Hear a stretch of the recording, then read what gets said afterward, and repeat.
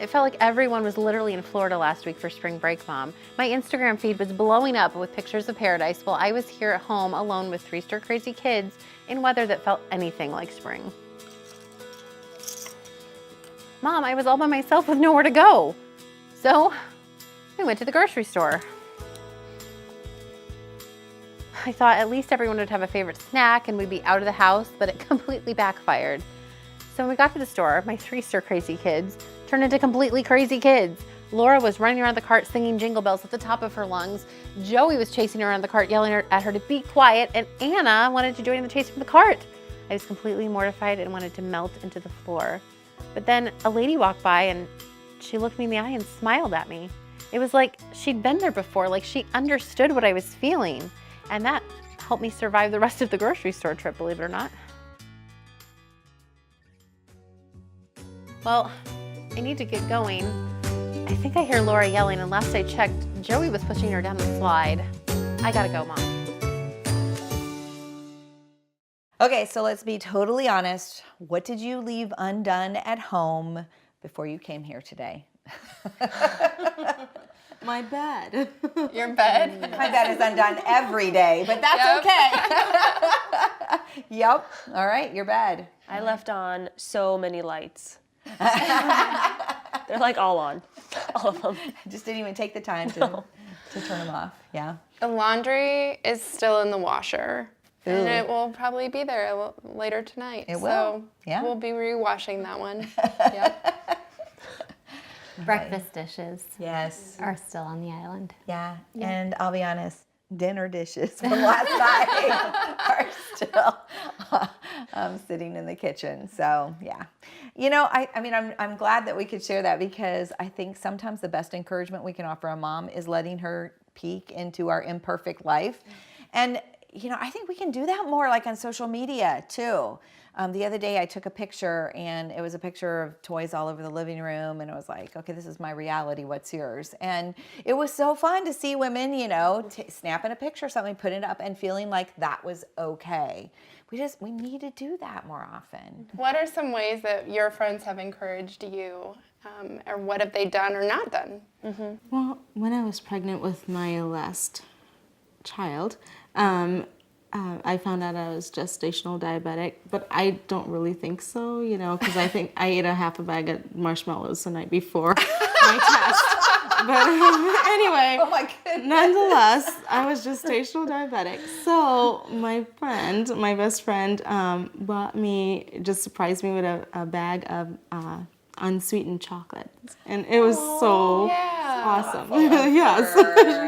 That was really, she just went out of her way to do things that would just make, you know, my life so much easier. Right. Being gestational diabetic. I'm like, that's great. Oh, that's sweet. That's awesome. I think along the same lines, when I had cancer, I had breast cancer, and I was going through chemo, and I was so nauseous, and they say one of the things that helps take away nausea is ginger.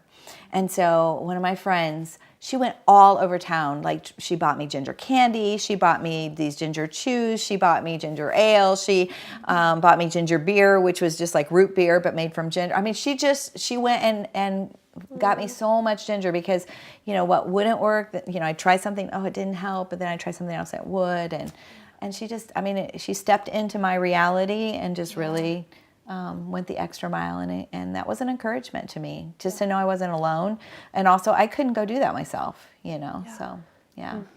That's good. Mm-hmm. A couple weeks ago, a friend of mine, I had texted her and I said, I was just having a rough day, and it was just one of those days, you know, and so I had texted her that it was a rough one, and within 10 minutes, my doorbell rang, and she was at my door. And she had a smoothie in one hand, and she handed it to me, and she said, "I'm cleaning your kitchen." And I was like, okay. But it was so nice to know that I wasn't alone. Like, she just showed up. She didn't ask. Had she asked, I probably would have said no. But because she just showed up and loved on me, like, it got me through the day. So that was nice. That was a huge encouragement. Yeah. I think that's an important thing, though, right there, what you said about she didn't ask. I think that's like maybe something we should like take more liberty in? Is it, you know, sometimes if we know someone needs something, like one of our friends, it's okay to just do it. We don't have to ask and be all, you know, too careful. But for me, one of the things that my friend Rachel did to encourage me, my son, he has been a lot slower to speak, to specifically to get his needs met, using words to get his needs met. And so that's been hard for me because, you know, I don't want to think that my child is delayed. I want him to, you know, be able to be the best speaker or whatever. And so she's helped me a lot by really walking through that with me and encouraging me to get him screened. And it's actually not that I'm a failure. It's just that he just might need a little extra help, and that's fine. And so she's really helped me do what I needed to do to just get over myself and just accept help. And she's been supportive and encouraging, and just, you know, I think, I'm not sure I would have gotten him screened and you know, trying to get him the help that he needs if it hadn't been for her encouragement, you know, and walking through it with me, just every step. And I really appreciate that from her. It's really. Oh, that's good. I have a friend who's really good at handwritten notes. And she's done it all through our friendship. And so it's neat to look back on ones from several years ago or current ones. And there's just something to say about a handwritten note when so much is digitalized now. Yeah. So that's one thing through all stages of my life. She's been very good and consistent about handwritten notes. Oh, that's neat. Yeah. I have a friend that's good about cards. And she'll find just the perfect card or something like that. And I have to, you know, I think when you see that, and I'm a firm believer in handwritten notes, but sometimes life doesn't allow for that. And so then we can either not do something, or we can determine to do what we can do. And so for me, that might be a text that just says, you know, I just want you to know you've been on my mind. I've been thinking about you, and you know, just want to send you a word of encouragement. And sometimes, you know, I think we can see somebody that has that strength and then go, oh, that makes me look so bad because I don't do handwritten notes. But we have to do what we can do. But it is nice when you can be on the receiving side of that as well. Yeah, that's good. All right, so we've been together now 8 weeks. We've been talking about so many aspects of friendship. I'm curious, what has been your biggest takeaway from either our discussions, the reading in the book, just your biggest takeaway from Better Together? What do you think has made the most difference for you? So for me, I think the biggest takeaway was from the first week where we talked about keeping your circle broken. And I think before I knew that was something that I should try to do, but I didn't understand why exactly, and it didn't quite resonate with me. So after hearing your story, and kind of it just clicked for me, it's like, oh, of course we should keep our circle broken. So that was, I think, my biggest takeaway. Just keeping it real, being transparent with your friends, you know, letting them into your lives to see, you know, who you really are, you know, so that they're not thinking that they don't have it together, you know, or they're a failure, you know. They need to see that side of you as well. We don't need to have it together, and they need to see that. The part that resonated with me was if you have a friend who's going through a hard time, don't just shoot them a text or an email or whatever that says, let me know if you need something, because most likely if they're going through a crisis or a difficult time, they may not know even what they need, or they may not have the ability to seek out any sort of help. Right. So just show up for them, whether it be, you know, a simple gift card for a meal or taking over a meal, but don't just gloss over their situation by saying, let me know if there's something that I can do. And I think that we always say that, I mean, we honestly mean it. It's just that it's just a reminder to be more specific. Yeah, absolutely. I know for me, I think that one of the biggest places, I'm constantly, and I've been doing this for years, but I still have to remind myself, particularly as an introvert, that I need to be a there you are person, because I just default to being a Here I Am person.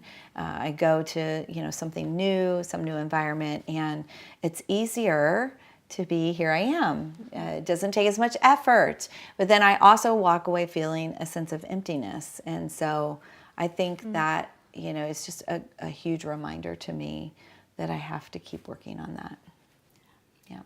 I think for me it was the mothering personality, just recognizing how I'm created versus how everyone else is created, and recognizing those differences in each other, and just embracing that. Yeah, I think so too. Well, I am so glad that we've had this time together, and I'm so thankful for all of the sharing you guys have done. And we've got one more tip of the day. Annie, I think it's yours, so you've got it sitting over here. Yep. All right, there you go. So this tip I actually learned from my mom. She's genius. And Only in moments, out of desperation, that's what it's called. this is great for little ones in the car. If you're stuck in the car for a long trip, or even across town sometimes, and they're getting antsy in the car, you just pull out the bubbles, you put the wand up to the air conditioning or the heat, and let the air pass through and blow all the bubbles to the back of the car, and they just love it. Yeah.